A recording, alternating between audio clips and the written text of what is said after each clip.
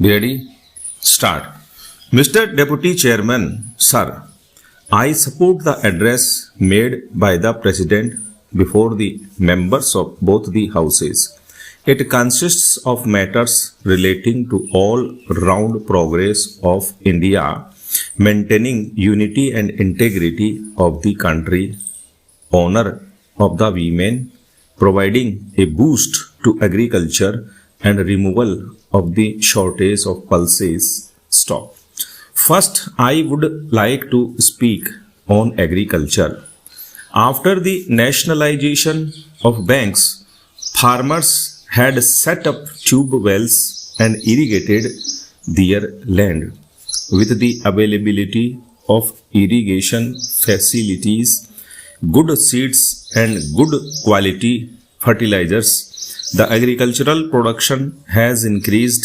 Just now, it was stated in the House that when our population was 40 crores, we used to import food grains from abroad. But with the rise in population, our stock of food grains has also increased. For this, all the credit goes to our Prime Minister. During his regime, farmers were sanctioned loans and all facilities were made available to them. Farmers worked very hard and increased the production of food grains. At present, there is a little shortage of pulses. The President has said in his address that rupees 50 crores have been earmarked for increasing the production of pulses so that production of pulses may increase and their rates might be reduced and the consumers may be able to get them at lower prices.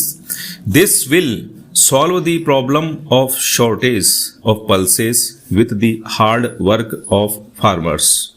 I would also like to say that the farmers produce crops by working very hard, but there are certain things on which the government should pay its attention. Para. The farmer works hard for the whole year, but when the crops are ready for harvesting, hailstorms damage his crops.